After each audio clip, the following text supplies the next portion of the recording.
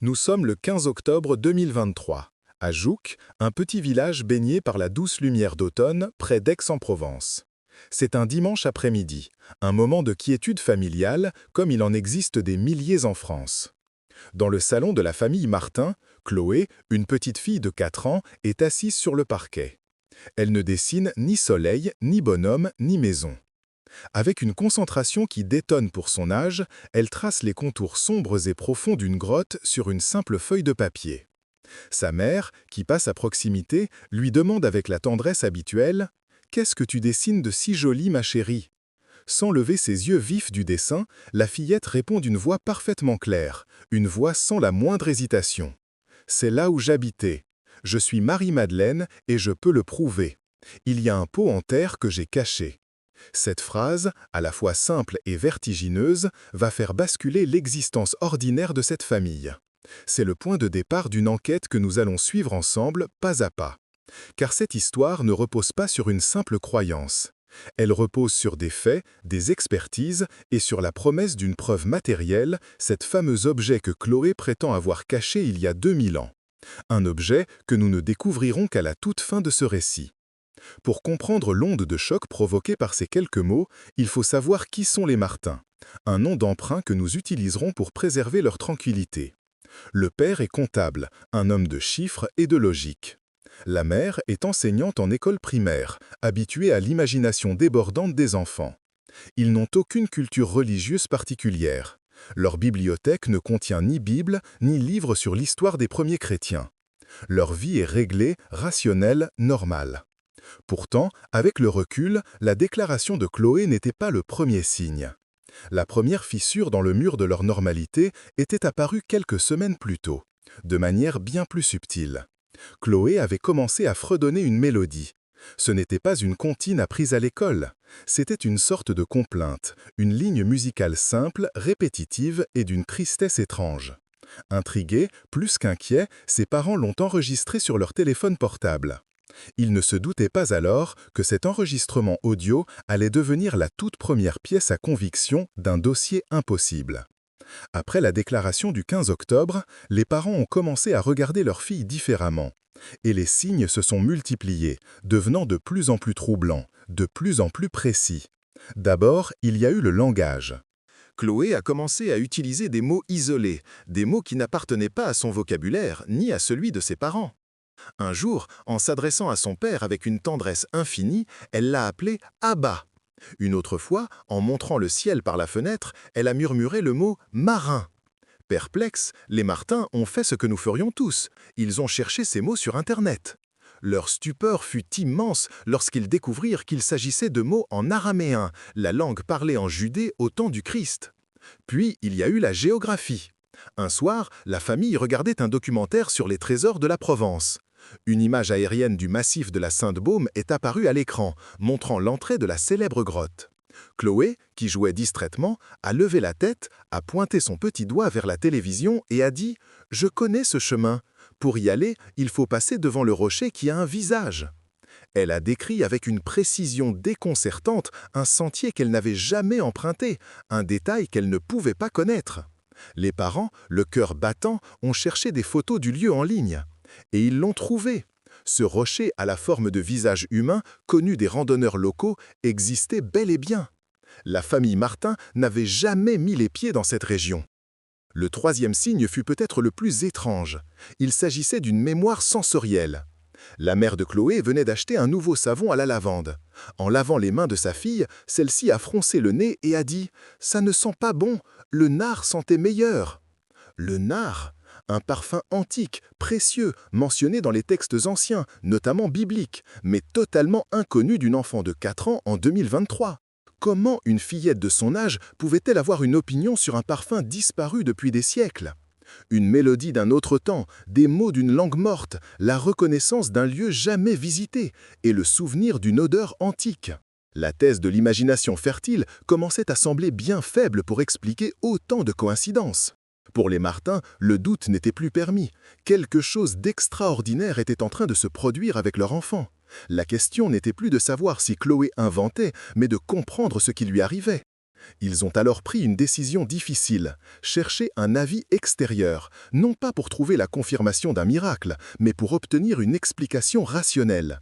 Ils ont décidé de commencer par les faits les plus concrets, les mots et la mélodie. C'est ainsi qu'ils ont pris contact avec le docteur Alain Fournier, un homme dont l'expertise allait donner un poids inattendu aux affirmations de leur fille. Le docteur Alain Fournier est un universitaire respecté, un homme dont la carrière a été consacrée à l'étude des langues sémitiques anciennes à l'université d'Aix-Marseille. Il n'est pas habitué à recevoir des parents angoissés dans son bureau austère, rempli de livres aux titres illisibles pour le commun des mortels. Il a accepté de les rencontrer par curiosité professionnelle, s'attendant à démystifier une simple histoire de fabulation enfantine. Avec des mains un peu tremblantes, les Martin lui présentent les deux seuls éléments tangibles qu'il possède, la courte liste de mots étranges prononcés par Chloé et l'enregistrement audio de cette mélodie obsédante. Le professeur écoute d'abord l'enregistrement, les yeux fermés, avec une concentration totale. Le silence s'installe dans la pièce, seulement troublé par la complainte simple et triste qui émane du téléphone. Quand la mélodie s'achève, le docteur Fournier reste silencieux un long moment. Puis, il se tourne vers les parents et leur explique, avec des mots soigneusement pesés, que la structure de cette mélodie n'a rien d'anodin. Elle est de type modal, une forme musicale simple qui était courante au Proche-Orient durant l'Antiquité. Il précise que sa composition est compatible avec certaines lamentations de tradition orale du 1er siècle. Ce n'est pas une preuve, mais c'est une première compatibilité troublante. Ensuite, il se penche sur la liste de mots. Abba, Maran. Il en examine un troisième que Chloé a utilisé. Son visage, d'abord neutre, laisse paraître une lueur d'intérêt intense. Il confirme ce que les parents avaient découvert. Ces mots sont bien de l'araméen. Mais il ajoute un détail crucial, un détail qui fait toute la différence. Chloé ne se contente pas de répéter des sons. Elle les utilise dans un contexte sémantique parfaitement correct. Abba comme un terme d'affection filiale pour son père, Maran pour désigner une entité supérieure céleste. Le linguiste est formel. Pour un enfant de 4 ans, sans aucune exposition à cette langue morte, c'est statistiquement inexplicable. Son diagnostic final est prononcé avec toute la prudence du scientifique. Il ne peut pas dire d'où viennent ses connaissances, mais il peut affirmer sans l'ombre d'un doute que les informations linguistiques et musicales produites par la fillette sont authentiques. C'est le premier saut de validation externe. L'histoire de Chloé quitte le domaine de l'anecdote familiale pour entrer dans celui du fait documenté. Pour les Martin, ce rendez-vous est un tournant. Leur fille ne fabule pas, elle puise ses informations dans une source inconnue, mais une source bien réelle. Forts de cette première validation, les parents rentrent chez eux avec un sentiment nouveau, un mélange de vertige et de détermination. Et c'est à ce moment que l'attention de tous se reporte sur la promesse initiale de Chloé, celle qu'elle avait formulée le premier jour, la preuve, le fameux potentaire qu'elle disait avoir caché. La fillette, sentant peut-être que ses parents étaient désormais prêts à l'écouter, devient de plus en plus insistante. Elle ne se contente plus d'en parler, elle veut montrer où il se trouve. Un soir, au dîner, elle prend une nappe en papier et un feutre. Avec la même concentration intense que lorsqu'elle dessinait la grotte, elle se met à tracer une carte. Le dessin est rudimentaire, maladroit, comme on peut l'attendre d'une enfant de son âge. Mais il contient des éléments précis. Un grand arbre aux branches tordues, qu'elle appelle le vieil olivier, et juste à côté, un petit mur fait de pierres empilées, un muret de pierres sèches typique de la Provence. Elle fait un point avec son feutre au pied du muret et dit simplement « c'est là ». En regardant le dessin, le père de Chloé sent un frisson le parcourir. Il reconnaît cet endroit. Il ne s'agit pas d'un lieu imaginaire. C'est une petite parcelle de terrain qui appartient à son propre père, le grand-père de Chloé. Un bout de garrigue où la famille ne s'est pas rendue depuis des années, peut-être depuis la naissance de la fillette. Comment pouvait-elle connaître ce lieu avec une telle précision? La curiosité, désormais plus forte que l'appréhension, les pousse à prendre une décision. Le samedi suivant, ils iront vérifier. Le jour venu, l'atmosphère dans la voiture est tendue. Les parents, le grand-père et Chloé arrivent sur la petite parcelle. Le vieil olivier est bien là, majestueux, exactement comme sur le dessin. Le muret de pierre sèche aussi, en partie effondré par le temps. Chloé ne montre aucune hésitation. Elle descend de la voiture, court vers le muret et pose son doigt sur un point précis au sol. « Il faut creuser ici », dit-elle. Le père sort une pelle du coffre de la voiture. Le grand-père le regarde, sceptique mais intrigué. Le premier coup de pelle s'enfonce dans la terre sèche de Provence, puis un deuxième, un troisième. Le son est mat, régulier. Les minutes passent. L'espoir commence à laisser place au doute. Et si tout cela n'était qu'un jeu, une coïncidence? Il creuse jusqu'à environ 30 cm de profondeur, quand soudain, la pelle heurte quelque chose de dur. Un son sec, différent de celui d'une pierre. Avec une précaution infinie, il se met à genoux et dégage la terre avec ses mains. Ce qu'il met au jour n'est pas le pot en terre que Chloé avait décrit. C'est un simple fragment de poterie, d'une couleur rougeâtre à la courbure caractéristique. La déception est palpable. Mais en examinant le tesson de plus près, il est évident qu'il n'est pas récent. La terre qui est incrustée est compacte et la facture de l'objet est clairement ancienne. Ce n'est pas la preuve espérée, mais c'est quelque chose. Un objet tangible trouvé exactement là où une enfant de 4 ans a dit qu'il se trouverait. Cette découverte a tout changé. Ce n'était plus une histoire de mots ou de souvenirs immatériels. C'était un objet dur et froid que le père de Chloé tenait dans la paume de sa main. Un objet qui ne devrait pas être là. Pour les Martin, il était hors de question de s'arrêter à mi-chemin. La curiosité avait laissé place à une nécessité, celle de comprendre. Ils ont donc décidé de faire analyser ce fragment, mais avec la plus grande prudence, pour protéger leur fille et leur famille de tout emballement médiatique.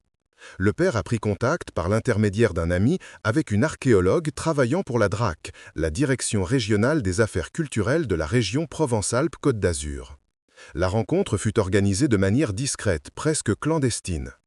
Il a présenté le tesson sans raconter toute l'histoire, évoquant simplement une trouvaille fortuite sur un terrain familial.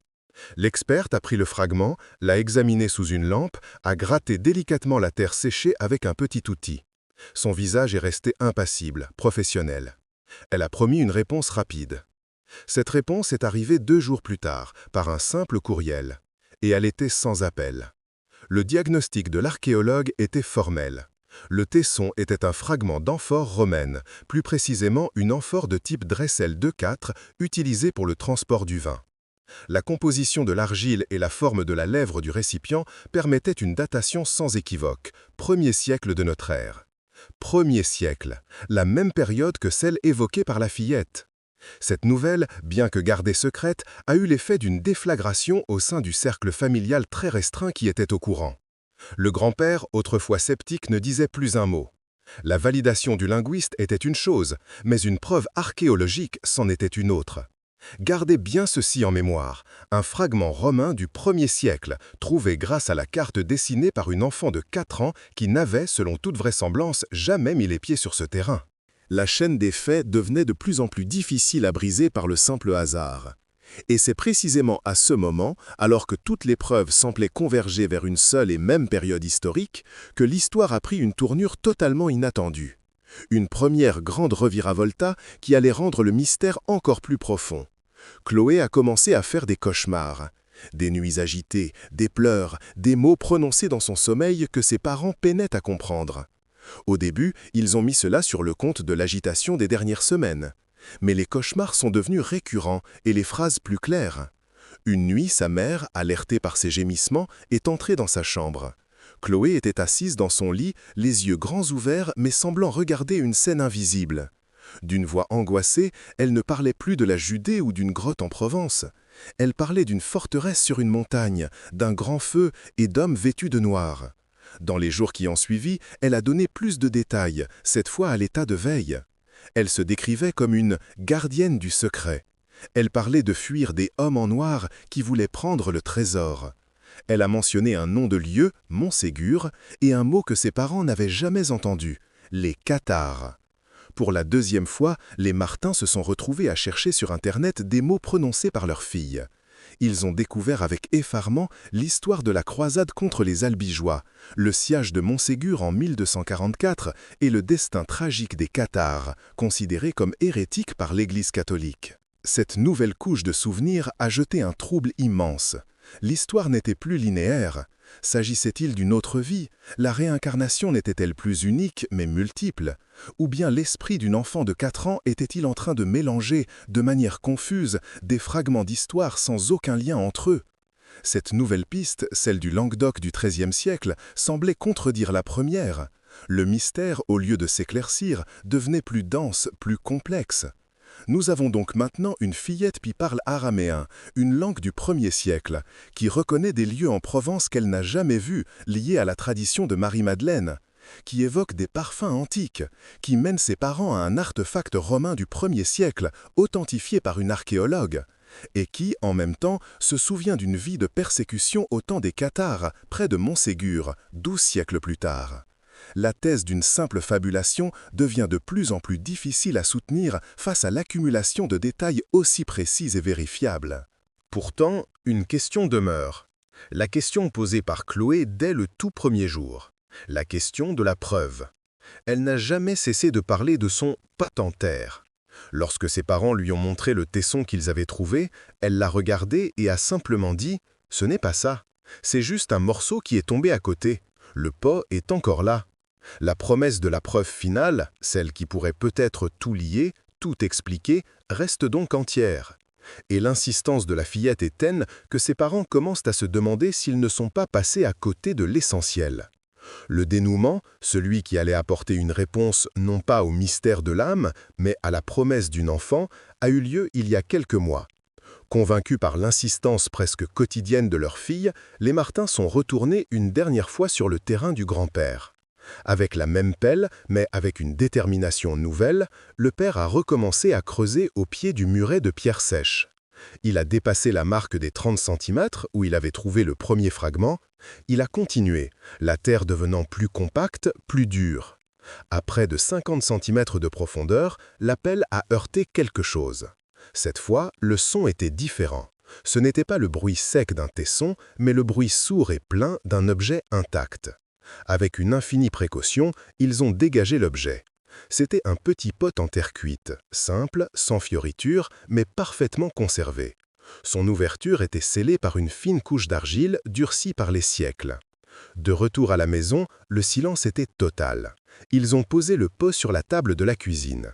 Avec la pointe d'un couteau fin, le père a délicatement fait sauter le seau d'argile.